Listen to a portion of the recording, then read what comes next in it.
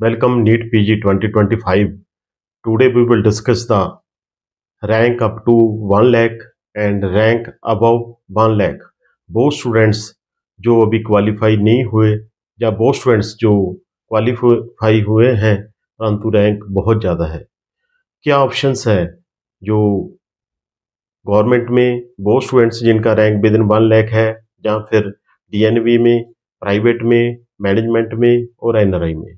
सबसे पहले तो मैं यही कहूँगा कि वो स्टूडेंट्स जो गवर्नमेंट में एमडी, एमएस और डीएनबी में एडजस्ट हो रहे हैं, उसके बाद जो मेन ऑप्शंस रहती है प्राइवेट में, लो फीस जो प्राइवेट मेडिकल कॉलेज हैं बहुत कम है। जैसे हरियाणा में 3 कॉलेज हैं, Adesh medical college, ward medical college and NC जो पानीपत में है, जिनमें सबसे ज़्यादा अच्छा जो आदेश मेडिकल कॉलेज है, फीस 14 लाख है, परंतु जो पर ईयर जो फीस पड़ती है 20 लाख पर ईयर है, स्टाइफंड पूरा देते हैं। उसके अलावा कर्नाटका में कॉलेज हैं जो कि 13 लाख के बीच जिनकी फीस स्ट्रक्चर है, वो कम फीस वाले कॉलेज कहते हैं। उन कॉलेज में जो क्लोजिंग रैंक्स रहता है वो डीएनबी से स्लाइटली अप रहता है, परंतु बहुत ज़्यादा अप नहीं रहता। परंतु उसके बाद आपको हरियाणा में ऑप्शंस मिल सकती है।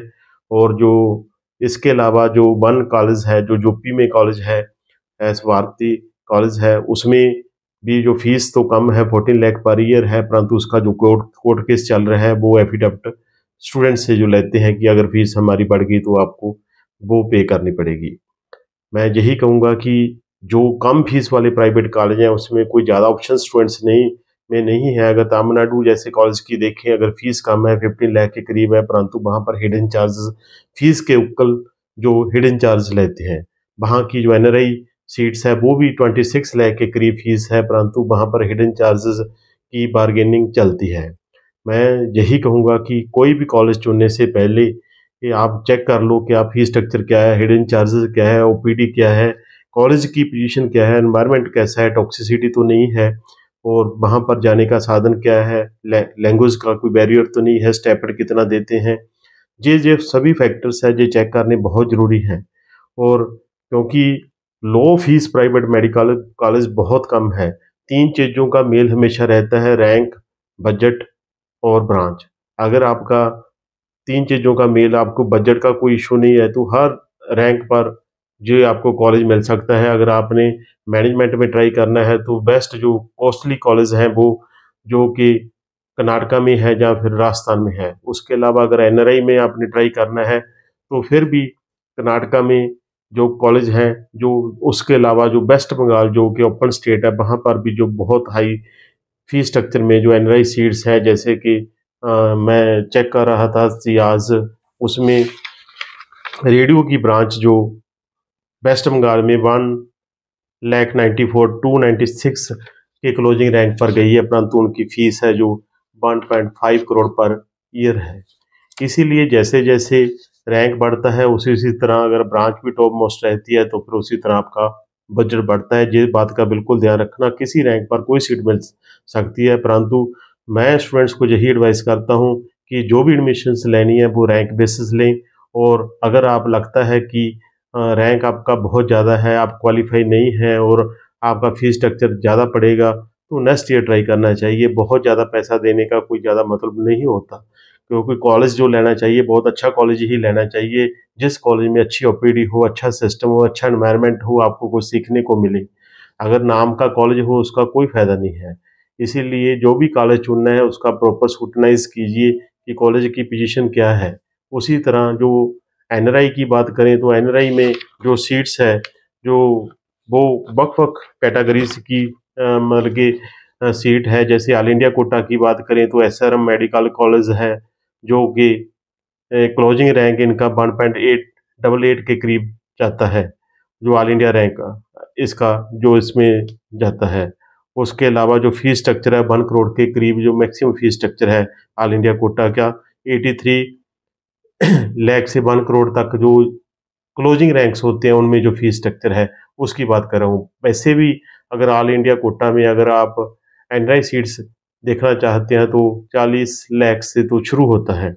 उसी तरह हरियाणा में बात करें, सबसे कम जो एनआरआई सीट्स की फीस स्ट्रक्चर है 14 लाख से जो 66 लाख पर ईयर है, जो कि एनसीटी गुड़गांव की जो मैक्सिमम फीस है, अदरवाइज कम फीस है, वहाँ पर आप बढ़िया अच्छी तरह एडजस्ट हो सकते हैं।